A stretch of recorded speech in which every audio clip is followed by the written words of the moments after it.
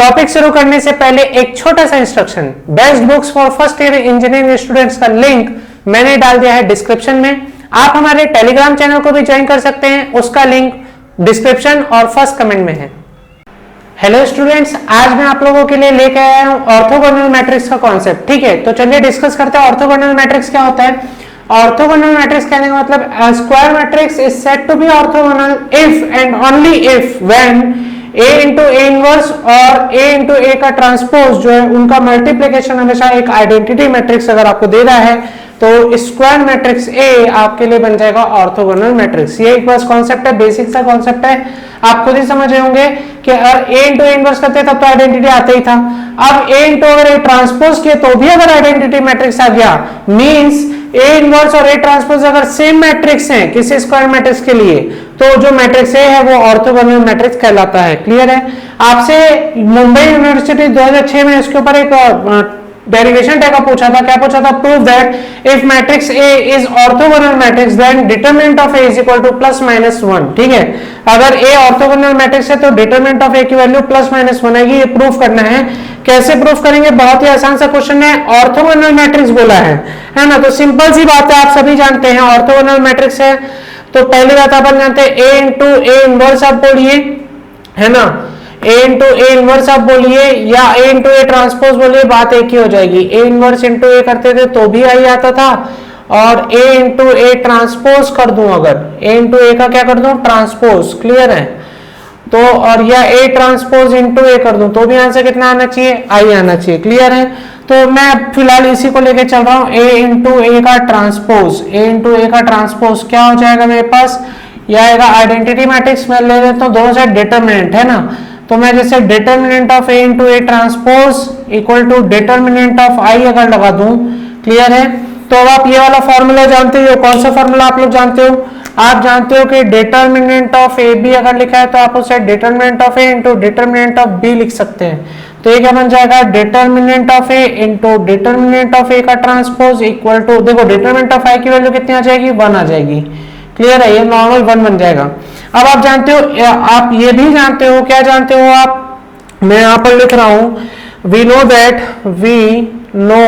That क्या determinant of A equal होता है डिटरमिनेंट ऑफ ए ट्रांसपोज के। ठीक है, क्योंकि दोनों में किसी भी एक रो के थ्रू एक्सपेंशन किया जाता है तो आंसर सेम ही आता है ना, ये दोनों इक्वल होता है। तो आप यहां पर अब क्या यूज कर सकते हो? इसको प्रॉपर्टी का यूज अगर आप करो यहां पर, तो ये क्या बन जाएगा? Determinant of A into determinant of A equal to क्या बन जाएगा? 1। क्लियर हो रही है बात, है ना। या चलिए मैं इसे और डिटरमिनेंट लिख देता हूं समझने के लिए। डिटरमिनेंट ऑफ ए का ट्रांसपोज, तो इसे अपन निकले determinant of A into determinant of A equal to 1 बन जाएगा। ये बन जा रहा है डिटरमिनेंट ऑफ ए का स्क्वायर इक्वल टू 1। तो आप समझ गए कि डिटरमिनेंट ऑफ ए की वैल्यू आ जाएगी प्लस माइनस 1। क्लियर हो रहा है बात कि नहीं हो रहा है? आई होप आप सभी लोग समझ गए होंगे। ये पूछा गया है मुंबई यूनिवर्सिटी में 2006 में पूछा गया सवाल है। क्लियर है। आई होप आप सभी लोगों को ये कॉन्सेप्ट समझ में आ गया होगा कि अगर ऑर्थोगोनल मैट्रिक्स होता है तो उसका इनवर्स और उसका ट्रांसपोज का मैट्रिक्स दोनों इक्वल होता है। क्लियर है, यही सबसे मेन प्रॉपर्टी है। जल्दी से इसे नोट कीजिए, मैं आपको करवाता हूं और क्वेश्चंस। आइए स्टूडेंट्स, अब देखते हैं पंजाब टेक्निकल यूनिवर्सिटी 2003 और गुरु जम्बेश्वर यूनिवर्सिटी हिसार 2005 में पूछा गया सवाल। क्या बोल रहा है? Verify that the matrix is orthogonal. इस मैट्रिक्स को ऑर्थोगोनल है कि नहीं ये वेरीफाई करवाना है। ठीक है, वेरीफाई करना है मतलब हो गई, ऑब्वियस सी बात है। तो देखो आपने पता है कि ऑर्थोगोनल मैट्रिक्स के लिए क्या होता है? A इंटू ए का ट्रांसपोज क्या आना चाहिए? आई आना चाहिए, सीधी सीधी बात है।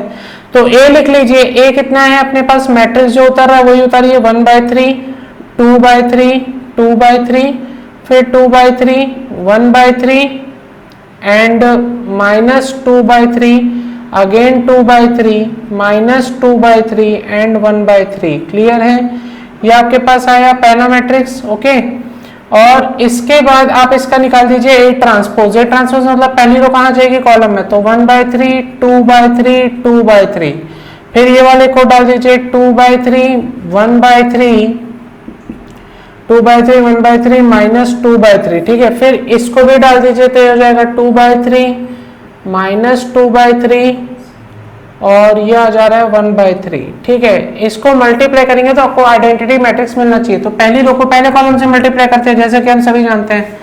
तो पहली रो पहले कॉलम से मल्टीप्लाई होगी तो 1/3 इंटू 1/3 कितना हो गया? 1/9। प्लस 2/3 कितना हो गया 4/9 प्लस ये दोनों मल्टीप्लाई होगा तो भी कितना आएगा 4/9। ठीक है, फिर पहली रो दूसरी कॉलम तो कितना हो जाएगा 2/9 प्लस 2/9 प्लस नहीं माइनस आ जाएगा 2/3 इंटू 4/3 कितना हो जाएगा माइनस ऑफ 4/9। क्लियर है। अब फिर ये तीनों इससे मल्टीप्लाई होगा तो कितना आ जाएगा 2/9 फिर आ जाएगा माइनस 4/9 और ये आ जाएगा प्लस 2/9। क्लियर है। ठीक है, यहाँ तक तो दिख रहा है कि 100 आ रहा है। यहाँ पे देखिए दूसरी रो को इससे मल्टीप्लाई करेंगे तो कितना हो जाएगा 2/9 है ना। 2/9 के बाद ये कितना आ जाएगा आपके पास प्लस 2/9 और ये आ जाएगा आपके पास माइनस ऑफ 4/9। क्लियर है। फिर दूसरी रो दूसरा कॉलम तो कितना हो जा रहा है 4/9 प्लस 1/9 और प्लस 4/9। क्लियर है। फिर यहाँ पर कितना आ जा रहा है आपके पास 4/9। ठीक है, फिर आ रहा है आपके पास माइनस ऑफ 2/9 और ये आ रहा है आपके पास माइनस ऑफ 2/9। क्लियर है। फिर आ रहा है आपके पास ये third row first column multiply होगी तो आ रहा है 2/9 फिर आ रहा है माइनस 4/9 और आ रहा है आपके पास प्लस 2/9। फिर आप तीसरी रो दूसरा कॉलम मल्टीप्लाई कीजिए तो हो जाएगा 4/9। ठीक है, 4/9 के बाद माइनस 2/9 और ये आ जा रहा है आपके पास माइनस 2/9। फिर आ रहा है आपके पास 4/9 ये आ रहा है प्लस 4/9 और ये आ रहा है आपके पास प्लस 1/9 और आप देख रहे होंगे ये बन रहा है 9/9 मतलब आ जा रहा है आंसर आपके पास 1। ठीक है, यहाँ पर इसको सॉल्व करेंगे तो ये पूरा मैट्रिक्स का आपको आंसर क्या मिलेगा यहाँ पे मैं बना देता हूँ। ठीक है, अपने पास आंसर आ रहा है 1 0 0 0 1 0 एंड 0 0 1। ठीक है, ये मैट्रिक्स आ गया मतलब a into A dash equal to I आ रहा है मतलब a is a orthogonal matrix है ना। तो यहाँ पे लिख देते हैं a is a hence a is a orthogonal matrix is orthogonal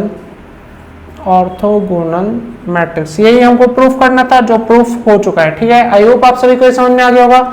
जल्दी से इसे नोट कर लीजिए फिर अगला क्वेश्चन बनाते हैं। आइए स्टूडेंट्स अब देखते हैं नेक्स्ट टाइप का क्वेश्चन जो पूछा था मुंबई यूनिवर्सिटी 2005 में। According for what value of A B and C if A is orthogonal मतलब ये मैट्रिक्स ए जो है वो ऑर्थोगोनल है ए बी सी की किस वैल्यू के लिए ये पता करना है। ठीक है, मुंबई यूनिवर्सिटी में पूछा कोई सवाल है तो हमने पता है ऑर्थोगोनल के लिए कंडीशन क्या होती है A into A transpose equal to क्या होना चाहिए आई होना चाहिए। तो ए मैट्रिक्स कितना दिया है मैट्रिक्स से आपको दे दिया है 0 2 b c और a b and minus C a minus b and c और a ट्रांसपोज अगर मैं कर दूं तो बन जाएगा 0 2 b c और ये कन्वर्ट हो जाएगा a b एंड माइनस सी और ये आ जाएगा आपका a minus b and c। ठीक है, इक्वल टू आपको क्या मिल रहा है इक्वल टू मिलना चाहिए आपको i मतलब 1 0 0 0 1 0 और 0 0 1। ठीक है, अब आप चाहो तो इन दोनों को मल्टीप्लाई करो मल्टीप्लाई आपको करना ही है। तो क्या होगा पहली रो पहली कॉलम मल्टीप्लाई होगी 0 0 हट जाएगा 2b इंटू 2b हो जाएगा आपका 4b स्क्वायर और c इंटू सी हो जाएगा आपका प्लस सी स्क्वायर। फिर पहली रो दूसरा कॉलम तो मल्टीप्लाई होगा 0 फिर आ जाएगा आपके पास 2b स्क्वायर माइनस सी स्क्वायर। ठीक है, फिर ये इससे मल्टीप्लाई होगा तो 0 आ जाएगा माइनस 2b स्क्वायर और ये आ जाएगा आपके पास प्लस ऑफ सी स्क्वायर। ठीक है, फिर यहाँ पर क्या हो जाएगा ये second row first column multiply होगी तो आपके पास बन जा रहा है 2b स्क्वायर माइनस सी स्क्वायर। फिर सेकेंड रो सेकेंड कॉलम तो आपके पास आ रहा है A square plus B square plus C square और फिर दूसरी रो तीसरा कॉलम मल्टीप्लाई होगा तो A square minus B square और ये आ जा रहा है minus of C square. Clear है, फिर आ रहा है ये इससे मल्टीप्लाई होगा तो 0 हो जाएगा minus 2b square plus C square. फिर ये इससे मल्टीप्लाई होगा तो बन जाएगा A square minus B square minus C square. Clear है, और उसके बाद आपके पास बचेगा ये इससे मल्टीप्लाई होगा तो बन जाएगा A square plus B square plus C square equal to आपके पास क्या बन रहा है इसके बाद बन रहा है 1 0 0 0 1 0 0 0 1। ठीक है, तो ये आपके पास आ रहा है। अब आपको इसे सॉल्व करना है और ए बी सी की क्या निकालनी है वैल्यू निकालनी है ना। तो जहां से जो वैल्यू निकल रही है उसी का फायदा उठाते हैं अपन। ठीक है, तो कैसे वैल्यू निकल रही है आपको दिख रहा है 2b square minus C square equal to 0 दिख रहा है।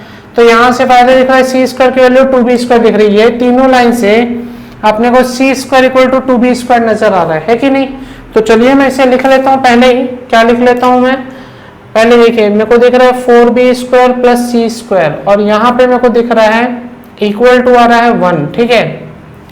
और इस लाइन से मेरे को दिख रहा है कि 2b² minus C square equal to है 0, मतलब सी स्क्वायर इक्वल टू मैं बोल सकता हूँ 2b²। तो यहाँ पर अगर वैल्यू पुट कर दूं तो ये बन जाएगा 4b² plus 2b² equal to 1, मतलब 6b² इक्वल टू 1 है कि नहीं। तो b² की वैल्यू आपको क्या नजर आ रही है, यहां से आपको दिख रहा है b² इक्वल टू आपको दिख रहा है 1/6। क्लियर है, b² की वैल्यू 1/6 दिख रही है।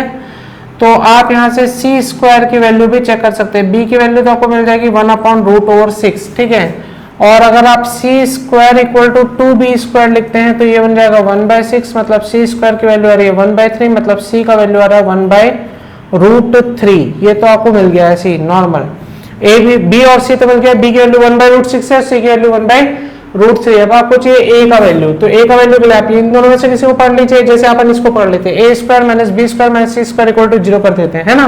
तो अपना काम क्या हो जाएगा, इजी हो जाएगा। क्लियर हो रहा है कि नहीं हो रहा है। तो मैं इसे यहाँ सॉल्व कर देता हूँ। यहाँ से देखो सेकंड रो से आपको दिख रहा है, आप यहाँ से लिख सकते हो a² minus b² minus c² equal to 0। तो a² माइनस b² की वैल्यू कितनी आई थी 1/6, ये हो जाएगा 1/6। c² की वैल्यू आई थी 1/3, ये हो जाएगा 1/3 equal to 0।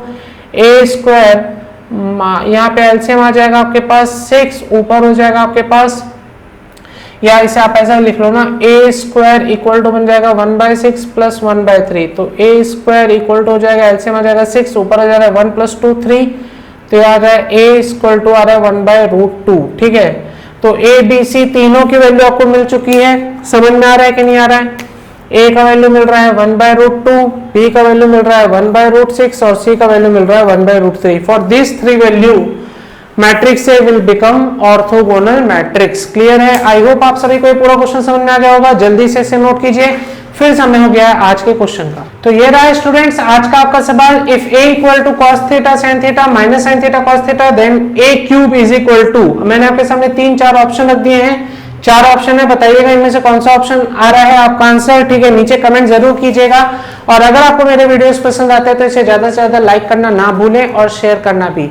Thank you for watching this video. Thank you very much for watching this video. Please like this video and share with your friends. And if you are new to this channel, please subscribe to our channel and press on the bell icon for getting new updates and notifications. See you soon in our next video.